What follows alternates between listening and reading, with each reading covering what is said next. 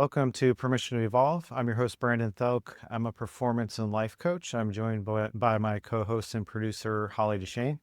Today, we're going to be kind of piggybacking off of last week. It just kind of seems to have this good flow going, so we're going to keep it going. So last week was permission to keep going, and today we're going to be talking about the permission to dig deeper.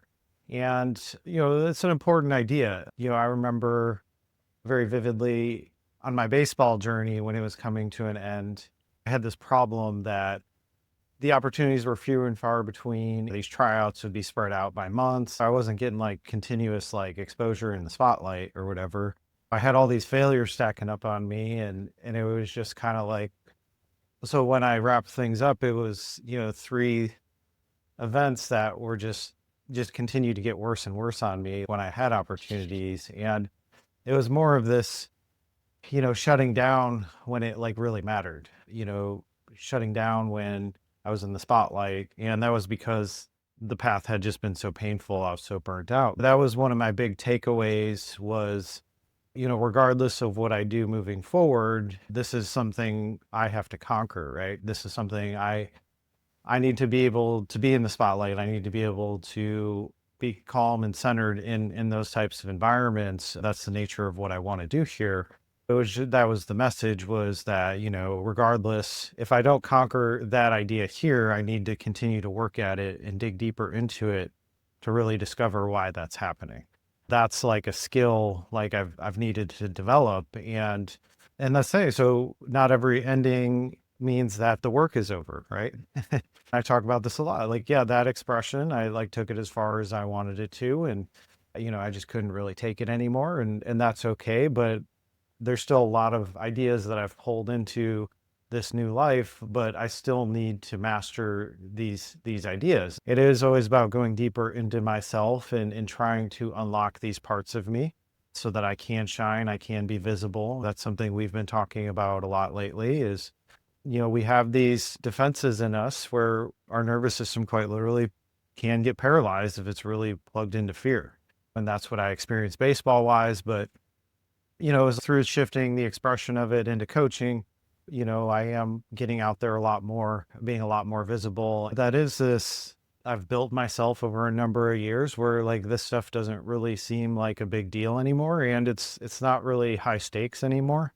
In that former life, it was, every opportunity was like so important and there was so much pressure on it. That's not really the nature of what I've got going on anymore, but it's this healthier relationship with being visible, with being seen, with being able to display my skills at a high level too. So that's what we're going into here, is this idea of going deeper. If we have something that holds us back in one area, it's probably holding us back in other areas. That work never stops.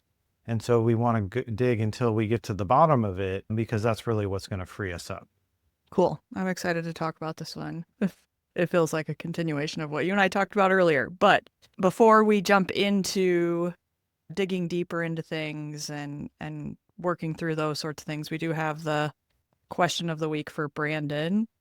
I think acknowledging the fact that the world feels pretty crazy right now, this question goes right along with that. And that is that when everything around you seems really loud, how do you maintain a grounded center or your own peace without getting lost or sucked into the noise? I believe we did do a podcast on this. I think it was Permission to Be Still. But it is this idea of, we do have an anchor within us that's like always kind of got that stillness, and it's a practice to get there every day. So every single day I sit in silence. Every single day I feel out my body, and I basically tune my nervous system like an instrument. So if there's blocks, if there's things jammed up, I give that attention and I try to smooth it out. And then, there are days, I'd say it's probably specifically the last 2 weeks, I've felt a lot of like kind of head energy, right? I'm mostly spread out energy wise, but it's kind of felt a little buzzy. And I think it is a little bit of the chaos going on and that kind of stuff. My girlfriend's got some life changes, and so I've been around her a lot too. I'm very like sensitive to people's energies. And we just had this major snowstorm in Nashville, and that's like it's kind of like Armageddon here. Like we don't know how to handle it. And so power's been going out and all these things. And so yeah, it is just, I do just make a lot of time to distance myself and create this space and try to really connect inward. And, because if you get lost in the energies around you, it can make your head spin. It can pull you off track. It can be very difficult to distinguish what your next best steps are. Because especially when we have like charged emotions around us, it's very easy to get pulled into that stuff. Especially if we have, people pleasing tendencies and we have this, wanting to make people feel okay or safe. If that's one of our roles that we fulfill, it's very natural for us to kind of rush in when people have big emotions and that can be chaotic. It's more of the questions, how can I support somebody to the best of my ability? And that is going to be being in my center. That isn't going to be me getting pulled into big emotions. And now we have two people that are wrapped up in big emotions, right? Even like group wise, there's all these divisions going on. There's all these things happening. And if I get like swept up in it, like I lose myself. It's this ability to get to your center over and over again. And it is a practice. It's something that I think is really important for anybody to make time for, is because, that's just the nature of life is there are upheavals. There are like times that are more intense. And in order to navigate through those things effectively, we want to be able to maintain our center and choose what's best for us and be able to be of support or to service to other people. And the most resourceful we can be is when we're in our heart, when we're balanced, when we're not into the charged emotions, but we're operating out of compassion, which is understanding that, people may be going through difficult things and tough times. And, we don't need to get sucked into that with them, but we can hold this ground and help guide them through it so that they can find their center too. Emotional regulation is kind of the key for peace. It's like when people do find their center, like everything starts to feel okay. And so I think it's an important personal practice to try and create space for yourself to just really get clear on who you are and what you want and where you want to channel your energy in life, because there are just so many things that can pull us off track. And the good analogy there is like the calm within the storm, or you look at the hurricane or the tornado, it's like the center is like pretty still, but everything's chaotic around it. Our nervous system is much like that. We might have a lot of busy things going on, but if we can get into the heart space, there generally is some stillness and there's like some peace there. And basically we're trying to process the chaos through the peace rather than get pulled into the chaos. It's more of like I'm bringing the chaos into me and I'm transforming it and kind of harmonizing it. So calming the energy down. And so in my session work, that's, people bring me their problems, right? And, it's like I can't get pulled into things with them. It's more of like I have to stay in this like safe, like neutral space so that I can effectively guide. And so that is like something I've been doing for a very, very long time, is every single day I start my day just making sure I'm clear. And then that's where I act from rather than just go, go, go. And if it is a heavier day, if I am getting pulled into stuff, I'll make sure and create some space to take a step back and get recentered and then go back at it. Awesome. That's great advice, as tough as it might be to take that time right now when things feel really charged. That said, though, if you have a question for Brandon, you can submit that either to the podcast at brandontheelk.com email handle, or you can reach out to Brandon and I on socials via DM, or if you know one of us, you could text us, or I don't know. There's a bunch of ways. There's no shortage of ways for you to get in touch with one of us if you do have a question. So we would love to hear from you if you do. Also, going to pitch this before we go on with the rest of the podcast, that next week we're going to do another episode that's all Ask Me Anything for Brandon. So if you have a question for him, we would love to get that from you so that we can share it on the podcast. We don't have to share names, so happy to keep that anonymous if you want it to be anonymous. But yeah, we would love to get some questions. Anything you want to add to the request for questions before we move on? No, it's, whether it's specific situations or if you're a little bit more curious about me and like how things have come to be, like I'm happy to share. A pretty open book. It doesn't really matter to me. If you're curious about something, please put it out there. We'd love to have some things to work with. Awesome. All right. On to digging deeper. Yep. That's the thing is, we talk about this idea of sabotage is more of, these are coping mechanisms. They're survival patterns that we've adopted where it's like if I get too close to something, I do start to feel that chaos. I start to feel that tension build.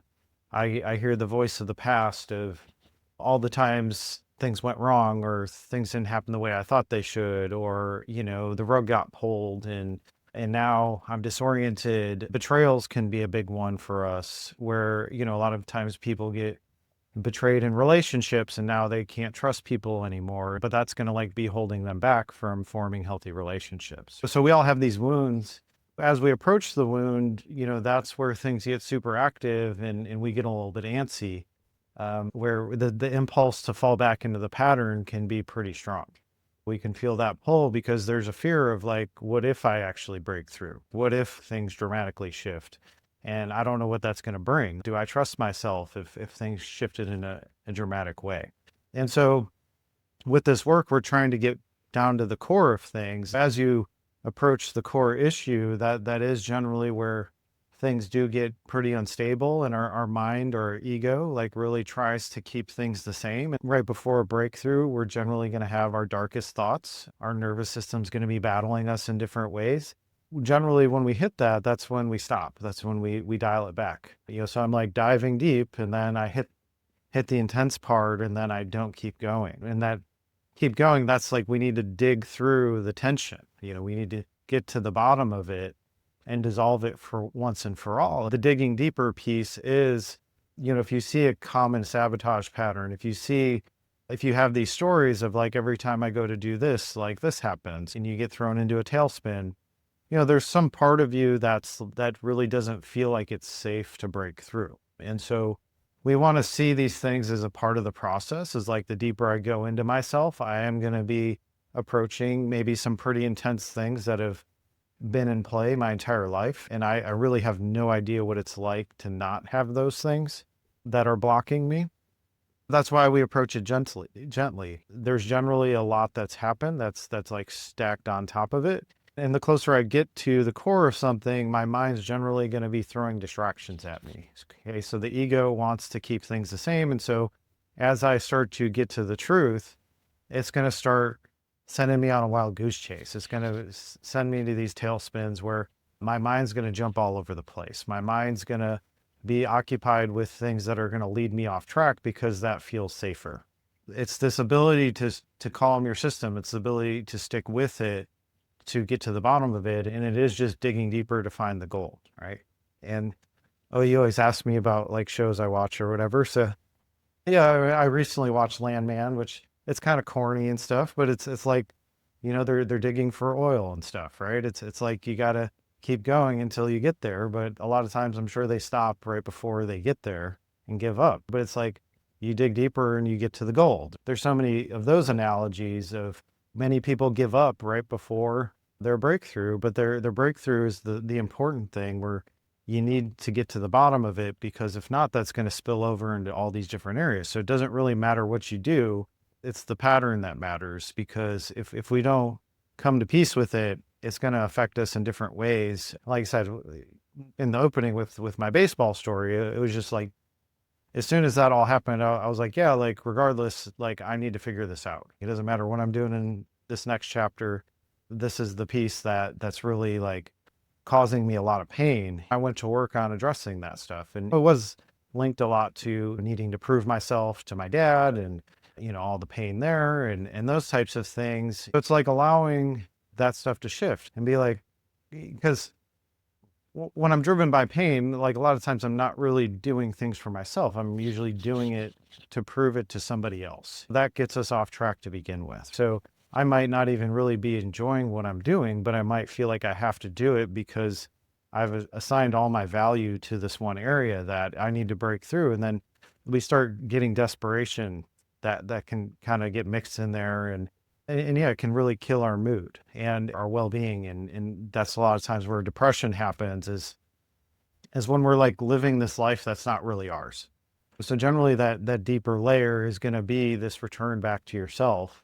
We need to keep digging until we get there because that's really where you're going to find peace. And once you find peace, now it's like it just removes a lot of the low self-worth stuff. It removes a lot of the self-sabotage. It removes a lot of the being hypercritical and really hard on yourself, because those voices are just designed to protect you, but it's to like keep you from really discovering who you really are. As we dig deeper, we're trying to get back to the truth of the basics of, am I really living my life? Is this really what I want to do? Why do I feel like I need to prove something to this other person? When we get down to those lower layers, it's all really insignificant, right? We might have built our entire life on it. We might have built all of our drives on it. It's really destabilizing because we don't know who we are without it. But that's that next chapter. There's the me before this, and then there's the me after this, right? It's two different versions. And that's the dramatic shift, is if I can get there, if I can stick with it long enough to get to the bottom of it, it does just relieve so much pressure. It really shifts us in so many ways. And you start to be more calm and at peace with yourself. And now I get this power to choose my life rather than just be driven by things. And that's a weird shift. We've talked about that a little bit of like, yeah, like I'm used to these wounds here. I don't know what to do without them. And it's like a weird feeling. You're just like, well, yeah, I'm used to reacting to this. I'm used to getting pulled into this, but now I get to choose. And that's like, it's a big responsibility to be like, well, yeah, now I don't know what to do with this space, but then that kind of leads you down the next road where it's like, now you get to like discover what that is. And then you start to align your life in this new way where it's no longer being driven by pain. The loss of the wound? I don't know that that's the right way to say it. The healing of the wound, what maybe that's better. Yeah, that void is a little unnerving when it first shows up. At least for me. Maybe others it's not, but for me I definitely was a little unnerved. Wait a second. I should be feeling something. That's where a lot of our motivation comes from is, oh, I feel like I have to do all these things because I'm trying to achieve, accomplish, perform, like all that stuff. And when that stuff starts to fall away, now it's like pretty weird because you start to see that like everybody's pretty much just doing that all the time. You kind of feel like an alien a little bit. You're like, well, like I don't want the same things as everybody else. Like I see it differently. But then you notice that, oh, well, that is actually coming from a wound, right? But it's like so commonplace that we don't question it very much. That's what's like really interesting is when you find that calm, it's kind of like, well, I'm here, so I guess I got to like do something. So then, but it's like you have to go through the work of sorting out what that is, because it's no longer clear what the drive is anymore. You have to start to generate these things from within rather than having that external validation we're chasing. So it's a pretty weird shift, and it can be uncomfortable, and you can feel like you're in limbo and like all that stuff. You know, I've felt like I was in limbo about 10 times now, but it's just this ability to just stick with it, and things do reveal themselves. And that's the timing piece that's difficult is we want to jump from one thing to the next, but sometimes we need these gaps to really dig deeper and get to the bottom of stuff. And then, this whole new part of us comes online. And all we're talking about is these are things you're all born with, but we're unlocking them because we've stuffed them away. We've shut them down because we've like learned that we needed to do those things to be safe. When you unlock it, you have to get familiar with that, what this new energy is, because you don't know what it is and you don't know how to apply it, but it takes a little bit of time to like integrate it back into you. That's the marker we always look for, is like, do I feel at peace with myself? Like, what's the quality of my thoughts? Like, and do I feel pretty balanced? Like, or am I plugged into some like pretty hard emotions still? A lot of that stuff starts to fall away when you return back to yourself. It's a worthwhile journey, but it's an uncomfortable journey. And it's very difficult to compare yourself to anybody else once you get there, because it's like something most people are never going to even approach. Right. So everybody's got all these drives and they're kind of on these tracks and they don't even know why. But once you let that go, it does seem like you're very different than everybody else, and it can be isolating, but I would say the further I've gotten into it, it is this more, how can I meet people on any level rather than me feeling like I have to protect myself from anything. I don't really ever feel that anymore. It's more of just how do I relate to people now? Because like I haven't functioned that way in so long that there's a gap there, but it's not like I have this like negative judgment about it where I'm like, oh, like I need to stay safe and I need to stay in isolation. It's like me, I just kind of want to be out in the world, mixing it up with everybody and just see what happens. And a lot of the protection mechanisms are gone. So there's a freedom with that. But then it is this ability to meet somebody and connect with them is a little bit more difficult for me because I engage the best with people that have depth, right? So the superficial stuff is a little bit challenging, but I guess I don't have an adverse reaction to it anymore. It's just more of like I just prefer the deeper conversation, somebody I can just, you know, speak fully with, where I'm not like having to like filter or navigate the situations to like get them to understand me. I think that's really that art that develops over time, like as you continue to open things up and integrate it. Is the connection piece is what takes a while to get on board. So I do have a question. My question is like define the depth. So depth is, it's like how well do you know yourself? Have you like spent time to really get there, right? So many people they don't like to be with themselves, so they're engaged all the time, whether it's like work or their phone or whatever. There's very little time for stillness. And that stillness is where these things like start to surface, like the stuff from our past that's unresolved. All those different reflections start to come up. So depth is this, it's an understanding of yourself at a deep level, which also allows you to understand others at a deep level. When I'm with people, it is just kind of like in the background, my mind's always like, oh, like they're doing this because of this. Like it's like linking stuff, right? But it's because like I've like gone those depths with myself where because I understand why I did those things, now I can see where they're functioning from. And so a lot of people like, like to stay at the surface because all these things underneath are more uncomfortable. And because it's the unresolved stuff that we don't look at. We're all designed to, you know, function in society and keep pushing forward. And it's not encouraged to just kind of sit with yourself for long periods of time. It is pretty boring too, but it's like, it's also fascinating, when you like really get to understand yourself at a deep level. That's how I see depth is it's just how far have you gone with yourself? Do you just have like kind of the surface level, like materialistic motivations? Or are you more like purpose driven? Or are you more like connected spiritually? There's like different versions of it. How do you sit with yourself? Like, is that a comfortable space? Like, are you curious to learn more about yourself? Because as you go through that process, you begin to see the commonalities in everyone. Like where it's like, so I remember when I was at that stage and I was thinking that way and all those things. What we talk about a lot is like when I grow, I look back on the previous version of myself and I feel shame. But that's even digging past that where I'm like letting go of the shame of like the embarrassment of who I used to be. And rather than, oh, that was just the stage I was in, that was just a phase. And then you start to see other people operating that way. But when I meet somebody that has depth, that means they have a high level of self-awareness. They're very emotionally intelligent. They can consciously like navigate groups of people and situations, and they can adjust to different personality styles. There's like a level of understanding of the human experience because they've gone there and they've worked through it.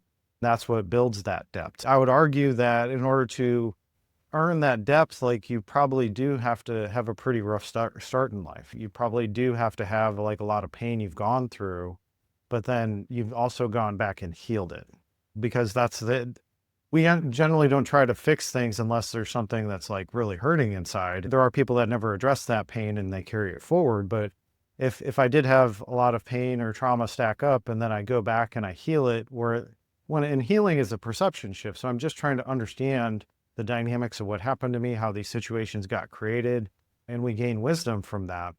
It's going back and retrieving that part of ourself that we lost. That's what establishes the depth. Is I'm like kind of battle hardened now, right? Not just this naive, like, oh, everything's been great my whole life. It's no, I've gone through some shit and I've like come out stronger on the other side.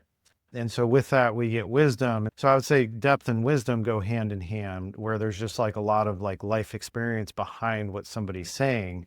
And there's like an energy that carries rather than, because, in the coaching industry, there's so many people that, they're like, oh, I want to be a coach or whatever. But they've just like read a couple books and listened to a couple teachers. And it's just the wisdom's like not there yet. Right. And so whatever they're saying, it's just kind of regurgitated from other people. Like they haven't like come up with their own lane. They haven't gotten to know themselves at a deep level. They're just kind of imitations of other people. That's still like operating at the surface.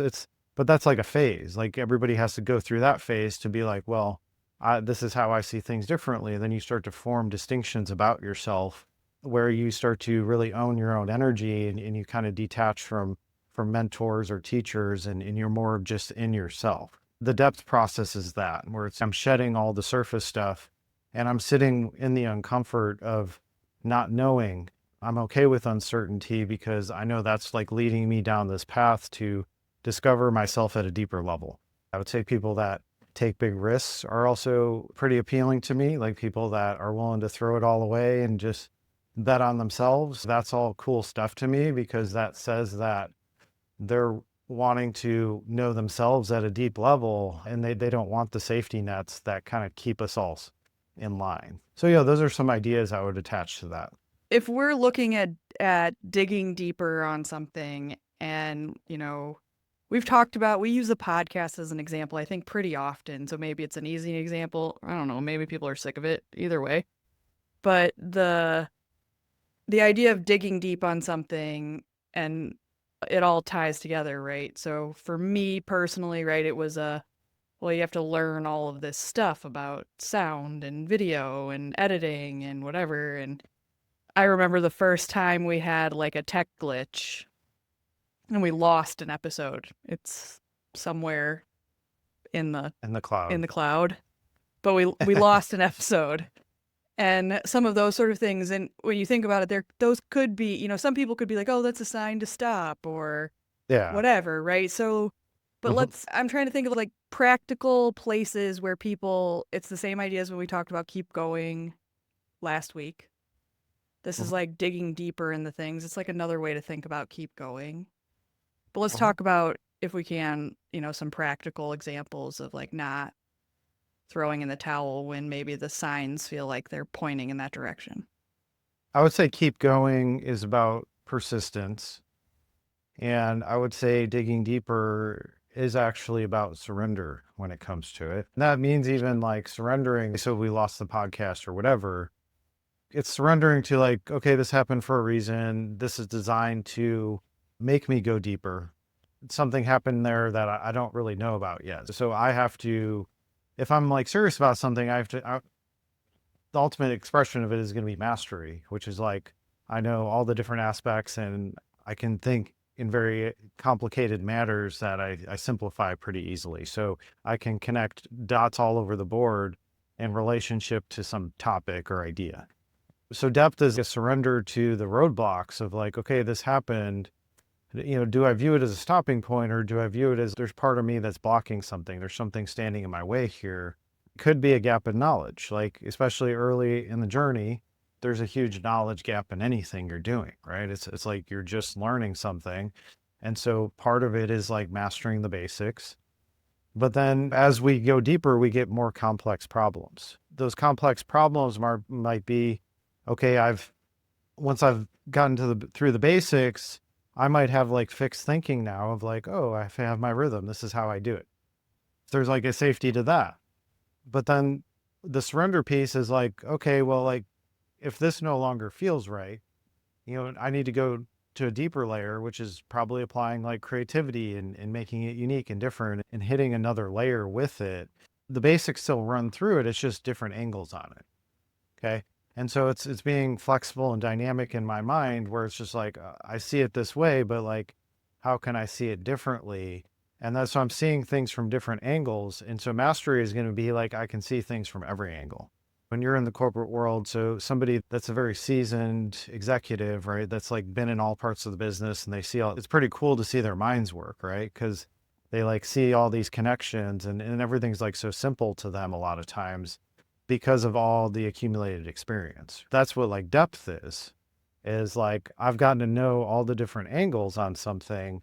And so I see the whole thing. I can see it holistically and I can see it differently. So I can see the problems where maybe somebody else might not. But that applies to my work as well. Oftentimes people will come to me after they've gone to therapy and they've just been doing talk therapy and things like that. And so I use somatic techniques, which is like guiding you to really experience the things you've felt in your life and processing them on that level. So that's like a deeper level. So like a starting point is like, yeah, first I need to talk about something, but then that's only going to get me so far. So now I have to dig deeper to the next level of like, okay, how do I actually free this from my nervous system? So it's everything has levels to it. And so we're just trying to get to, and mastery is this like evolving process where like I might have a really good handle on a bunch of different dynamics, but now I'm going to go express that a bunch of different ways too. So there's going to be like a common thread that I can apply to everything. And I'm just mastering one idea that has all these applications to it. I have to be able to work thousands of different angles on that. Okay. So that's what depth does is like, I really just have one skill and I'm like doing that all the time. But I can apply that to any discipline now at this point. It's getting to that point of you just run people through that of like, I'm seeing, I only see through this lens because I've practiced this lens for thousands of hours. It doesn't matter what you present to me. I'm going to be putting it through my lens and I'm going to be seeing it differently than somebody else. Okay. And it is just through dissecting like everything that's ever happened to me, honestly, at this point. I mean, there's always more. It's like taking a look at it. How do I find peace with this? How do I need to see this to let it go? Like, how do I heal this? How do I have compassion for this person that I might have hated at one point? How do I get to those points? That's always like, I can't stop it. Okay, I'm just going to hate this person and leave it there. I have to challenge myself and keep digging until I can feel at peace about it. So I have to keep adjusting my perception on it until I can find the peace. I'm trying to find the needle in the haystack, right? I'm trying to, like, this is the thing that's going to set me free. I'm going to keep looking at it until I find it. That's the depth we're after. And so everything kind of starts general and it just gets more and more specific. But then the further you go with the specifics, now it's more about application and how do I put it into action. That's an art form. That's like a unique style that you develop as you go really, really deep with something. Is that like nobody else can replicate it because it's so inherently you that you're expressing yourself through this channel. I'm thinking about like the terminology. So you talk a lot about finding peace and similar to like defining depth. I think there's terminology that gets thrown around and we say things like, if it costs me my peace, it's too expensive. Or even just, I want to be at peace with such and such, whatever it is. So we say these things, but I'm not sure that the actual definition of peace feels super tangible and clear. Because the other thing is that, like, I was reading a thing earlier that was like that the peace is not the absence of conflict. So let's just maybe talk more about that because you've mentioned that a few times in multiple episodes, right? I see peace is like like an experience, like it's a marker that I've returned myself to a broader perspective where I see that there was a reason that this was supposed to happen. This led me down this path and that led me to develop these things. And because when I have a wound or something's painful to me, it's personal. I've brought something in and I've made it about myself in some way. Now I'm in the ego. Now I'm trying to protect myself from that pain. And it makes me judgmental too. So I'm taking that thing that happened to me and I'm forming rules about it. And now I'm projecting that outward. When people say like, it's not worth or costing me my peace or whatever, well, that means that there's some areas they're not willing to go. Okay. Because the truth is like you can get to this point of peace with just about anything, but it is like you have to be able to shift your mind in a way that unlocks your nervous system. So our feeling is our guidance. If something's personal to me, it's going to be anchored in my nervous system. Like it's going to feel like I need to protect it. It's going to feel like I need to set all these boundaries so that people don't approach that pain. But as I go into the pain and I transform it, it does give us that wisdom where I'm going from that personalized perception to a broader perspective of, in some universe, this is like perfect somehow, which is like many things is very difficult to see that. But that's how we get peace, is we have to trust that everything does work its way out. You know, throughout the course of history, there's been all these upheavals, there's been all these things, and yeah, there's chaos, but then things rebalance, and then there's more chaos, and then things rebalance again. And so if we extend the timeline, things are always evolving and changing, and nothing's ever staying still. And so part of peace is going to be integrating in these ideas of trust, that like I trust that things are going to work out. I might be looking at something that's very stressful, or it could be something traumatic or, really hard to see. But I have to trust that down the road, like things are going to work their way out, because they always do. There are solutions to every problem. And it's like a lot of times when I solve this problem, now another problem starts over here. So it's just kind of seeing that's the nature of things, is we are in duality. We're polarized. That's how we create things too, is like I have to feel really bad about something to get the desire to change and shift it. So sometimes when I'm faced with these challenges or these hard things, that's my signal that I need to evolve. I need to shift and adjust, and I need to depersonalize from that. And I need to align with something new that feels better to me. All we're trying to do is get connected back to ourselves. That's the spiritual component, is like this broader perspective of there must be an order to all this stuff, even if it's really hard to see. I've mentioned him before, but Alan Watts, he's a teacher, Eastern philosophy and stuff. And, he puts all this in beautiful terms, where it's just when we look at something and it looks like chaos, a lot of times it's just at that level. But if we go a level up, it's actually order, right? Because there's like a balance to everything going on. He's like, if you look at like the cells in in a microscope in your your immune system's like battling other cells, right? That looks like bad things are happening, but that's like how we restore ourselves. You look at nature with like animals killing each other and stuff, right? But there's an order to that. There's a design to all these things. And so it is a little bit of a putting trust and faith in things that it might look really bad right now, but there is going to be some good that comes out of it. That's how we get to peace, is we try to zoom out to get to a broader perspective of how can I see this in a way where I can see a path that this is actually going to harmonize and work out over time. Or it's like, if it's something I've already experienced, well, that experience is locked in, but it's also locked in by my judgment. So I've personalized my story about it. And so my job to free myself from that is to dig into it and try and unpack it, to understand it at such a deep level that I understand every aspect of it, so I can find peace with it. So I'm letting it go because I no longer see it as personal. I see it as something that happened to me, not who I am. Okay, it's like those shifts. If I've personalized it, now that's what gets me wrapped up in it. And this happens to all of us, and that's actually how we experience life. Is like I have to bring something in to my personal experience to actually be living my life. I'm experiencing this version of it, but I can always adjust and shift that. So if I take a step back and look at it differently, I'm experiencing the same situation through a different lens, and now I have a totally different experience. Okay. And this is like pretty complex stuff, but it's like that ability to zoom out and the ability to trust that things work their way out. It might not be on our timing. But it's like the way I'm looking at it is what's creating the suffering. Okay. And if I can get to a higher level, like I might be able to see that, okay, I'm zoomed in over here and this looks really bad, but there's all these good things going on over here that I'm missing out on. So the broader our perspective can be, we start to see how it is a balance, the good and evil, good and bad, whatever you want to call it. That's like an ongoing battle, but that's how everything works, is it's got the two sides. And if I'm focused on the one, that's what my experience is. But I can always shift my focus to the other, and then that frees me up from the heaviness. So peace is me taking a bad situation, taking it to the depths and learning about it and transforming it where I can actually see the good that's come up from it.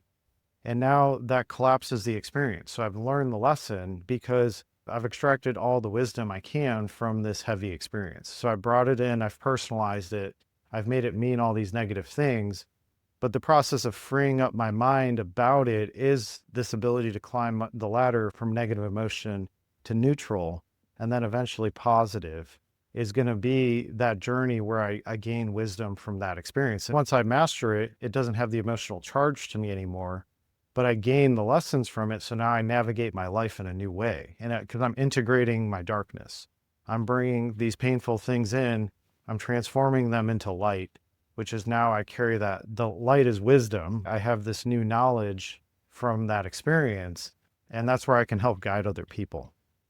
And so peace is that process where I focus on something so long that I see all the different angles on it, I understand it, and now it collapses, and then I'm like free of it. It like unlocks, and now I have the wisdom, and that now my nervous system resets, and I'm calm, and I'm back in my heart. I'm no longer trying to protect myself from the pain. Does that make sense? Yeah. No, that was good. That was good. If you were gonna give your final thoughts on digging deeper, what that means, maybe some key takeaways, what would you say? Yeah. So I think, digging deeper is really it's this surrender into your pain, which is like terrifying for most of us. But that's the thing that's always holding us back, is we only go so far with it, and then we run away, or we shut it down, or we block it off. And if we see it as like, this is just something from my past, it's over now, and I have a little bit of that safety of like, I'm not living the same experience.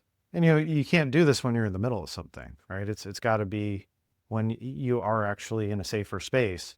We want to approach these things, and it is helpful to have guidance. It's helpful for somebody that's not personal to them, because they can help walk you through that. It's just that surrendering into it is how we get to know it. Okay. Because I'm trying to push it back. I'm trying to hold it away from me, but it's left in the unknown of like, I don't really understand why this came to be or why this happened and all those things. In that place, I have ignorance, right? Because I'm choosing to shut it off and not learn about it. But we learn about it by experiencing the pain. So I go into the pain and I trust that, okay, it's over. And so I'll get through it. But like in that process, when I'm in the middle of it, all I'm trying to do is work with my mind and like, how can I see this differently? We ask it those deeper questions. When we establish depth, we're trying to get to the bottom of it. We have to keep following the threads until it unlocks. And so that's going to be about questioning things and seeing things differently, that maybe going places you've never gone before mentally. This stuff can be scary, and it's like, definitely get help if you need it. That's all what we're chasing, is we want to know ourselves at a deep level. We want to resolve these pains. That's where we keep experiencing them so that we learn about them. But if I'm not going into them, I'm not learning about them. I'm just kicking the can down the road, and then I'm going to experience a bigger version of it. So when we go deeper into something, it is just, that's a thread that's going to be holding you back as long as it's still there. Okay. But on the other side of it, that's where you can let go of so much baggage. That's where you can let go of a lot of the self-worth issues and being hypercritical and all the shame, all that stuff underneath all that. And so if we can just find ways to see ourselves in as perfect, that's kind of the pretext here is like, it's good to think that like I came here as a baby and I didn't carry all this stuff, and then I got programmed, all these things got programmed into me. I can always get back to who I came here as. And so we're trying to unlock these things because they're just things we've picked up along our way. They're just things we've learned from the people around us, and they're just things we've learned to protect ourselves. Anything that's protecting me is going to be affecting my nervous system and how I show up. It's going to affecting my judgment, decision making. I'm going to be sabotaging as long as these low self-worth ideas are in play. And so it is about coming to terms with them. And it's this idea of reconciliation. Just like an accountant has to balance the books, like that's all we're trying to do. is we're taking this debt and we're trying to balance it out so it equals zero. That's all. Okay, I'm in debt because like I have the negative emotion, the negative story. And to reconcile it, the questions are, how can I see this in a way that serves me? How can I see this in a way that this is actually for my own good, that this is developing me, that this actually was supposed to happen because I needed to develop these skills. Once we start to get some insight onto what the positives are, it starts to soften the negatives, and then eventually we can balance it out. And that's what reconciling something is. It means it no longer emotionally affects me. I've learned all the lessons from it. Now that experience collapses, I let it go, and then I move on to the next thing. With the depth work, we're trying to get to the bottom of it till we experience that, where I'm completely free of it. It doesn't bother me. I don't have any negative charge to it. And a lot of times once you do that, you don't even remember half the stuff that happened to you. You're just like, oh, it's no big deal. I don't need to keep track of it anymore in my body because I've healed it. That's what the depth does, is it allows us to transform it from the negative to the positive. And now I'm done with that lesson, and I gained wisdom and experience in that process that I can bring with me. That's really what makes me valuable, is it I'm integrating my energy. And so now my energy is getting stronger. And now I can serve more people. Like, I have more wisdom in my words. I have more compassion and understanding for other people. And those are kind of the X factors. So when people can really sit with somebody in non-judgment, like, that's a really special thing, because we all have these things we're trying to protect ourselves from, and that's what our judgment is from. When you drop that stuff, it really opens up space in your relationships. You start to experience people differently. You start to feel more at peace with yourself, more at peace with your process and the journey you're on. We have less urgency in terms of like, I need to achieve all these things to get to feel worthy. I start surrendering that, and I get more of like, I'm doing things because I want to do things because I enjoy them. So it's more connected to your purpose and joy. And it doesn't have all that extra kind of chaotic, heavy energy in it. So that's all we're trying to do. Is the deeper we can go, the more we unlock things. And that really frees up your mind and your nervous system. And then it just opens up your world where you don't need to protect yourself as much. And so that goes to that idea of like protecting our peace. Well, I'm actually like finding peace in the problem. And so now I'm not really protecting myself from it anymore, because I learned all the lessons. And so now I no longer have any fears associated with that. That's good. That's good. Lots to still work on for me personally. All right. So if somebody's interested in learning more about the work that you do, working with you, things you got coming up, yeah, let's tell them all the places they can find you. Yeah, so if you're interested in this work, you can schedule a free strategy session on my website, brandonthielk.com. So I get to know you a little bit deeper and share how this work can help. Spots are filling up pretty quick. I only have limited spots available. So if it's something you feel inspired to do, go ahead and reach out. You can also register for my newsletter on my website. It's the Lightning Report. I send it out every Monday with some insights for the week and some things to think about, and then some updates on the business. If you want to follow along on YouTube and Instagram at Brandon Thielk, and TikTok at bthielk. So post out there pretty regularly. If you're interested in the work, there's plenty of options for you. We'd love to hear what questions you have, and I'd love to share more about the work, anything about me. Please go ahead and contact us if you have some of those curiosities. And please like, subscribe, comment, whatever it is. Yeah. Review, share. Yeah, all of it. Yep. All of it. Yep. Would love to hear from you guys. So yeah. Cool. All right. We'll talk to you later. all right. I'll see you.